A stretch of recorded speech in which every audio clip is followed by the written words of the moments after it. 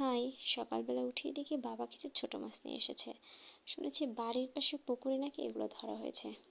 এই তো মায়ের সাথে আমি বসে পড়লাম মাছ কাটার জন্য।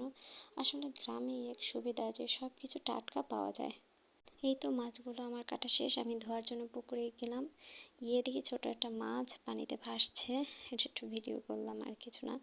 এখন মা মাছগুলো সুন্দরভাবে ধুয়ে দিচ্ছে। আমি ওরকম কোনো কোনো মাছ ধুই না, মাই ধুয়ে দেয় বেশিরভাগ সময়। এই তো আমার মাছ প্রায় পরিষ্কার হয়ে গেছে। এই তো শেষের পথে আমার মাছ ধোয়া শেষ, এখন রান্নার জন্য প্রস্তুত হচ্ছি। এই যে আলু, পেঁয়াজ, তারপর যে কাঁচামরিচ, রসুন, সামান্য রসুন বাটা, হলুদের গুঁড়া, মরিচের গুঁড়া, আর চাইলে পেঁয়াজ বাটাও দেওয়া যায়, কোনো সমস্যা নেই। তারপর সামান্য পরিমাণ তেল দিয়ে সুন্দরভাবে হাতে মেখে এটা রান্নার জন্য তৈরি করা হচ্ছে। আসলে হাতে মেখে রান্না করার অন্যরকম স্বাদ, এটা খেলেই বোঝা যায়।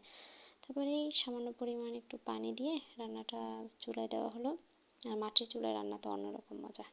এই তো আমার রান্না প্রায় শেষ, দুপুরে খাবার জন্য তৈরি হয়ে গেছে আমার মাছ। খাবারটা কিন্তু অসাধারণ ছিল।